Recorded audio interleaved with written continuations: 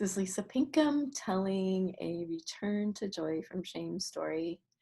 So it was just a few days before our taxes were due, and my husband and I were sitting at the kitchen table, shoulder to shoulder, looking at the computer screen, looking at our taxes. We were trying to make sure everything was all ready and looking at each other's work.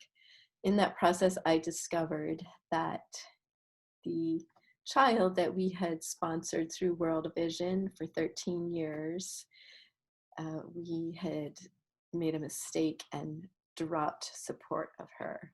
We had a credit card that was compromised, and when we had to get a new card, we dropped the ball and didn't contact World Vision and give them our new information. So I was really feeling stuck, and I could tell that I was going to get overwhelmed and react in a way that was going to make things worse. So I said to my husband, I'm feeling overwhelmed. I just would like to take a 5-minute break and then meet you back here so we can continue working on taxes. So I pulled a chair up and chose to sit by the window where the sun was shining in on me, and I was very tempted to blame my husband, get angry, feel critical. And then I could just see myself going down this path of thinking of all the ways that we've screwed things up financially. But I stopped and said, I don't want to go that way. So I took some deep breaths and I tried to pay attention to what I was really feeling. And I realized that I was feeling shame. And I did what I did in my body what my heart wanted to do. I put my head in my hands and I leaned over and rested my elbows on my legs and just said, "Oh,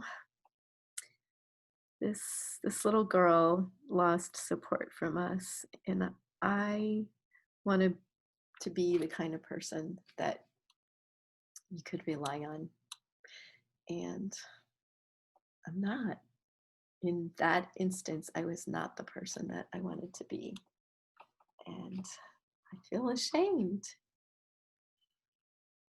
So I allowed myself to feel that shame and took some deep breaths, told God that I felt ashamed, and realized that God, the one who's always with me, was not ashamed of me, was not criticizing or blaming or condemning or judging me, but that God still loved me and was there with me and glad to be with me. So I was able to say, okay, I I made a mistake that I didn't want to make, but I'm able to go back and sit next to my husband and finish the taxes.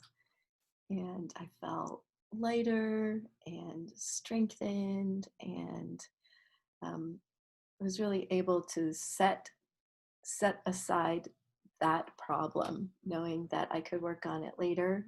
I could call World Vision, I could try to make repair, but what I actually needed to do in that moment was go back, be relational with my husband, and finish working on the taxes. And that was how I was able to return to joy from shame. So, um, and I believe that because I felt that shame and was able to state it as it was, it one of the ways it gave me courage and strength was that I followed through, that I took time and called World Vision and found out that um, this child was never dropped. Someone else picked her up and continued supporting her, and I was able to start supporting another child. So that was the fruit of being able to return to joy from shame, as well as the fruit of being able to stay relational with my husband and finish taxes. May you find ways to return to joy from shame. And my hope is that somehow, because now I have the example, I will react differently the next time I feel shame, knowing that I can manage my way through shame. And I hope somehow it helps you the same way. Peace be with you.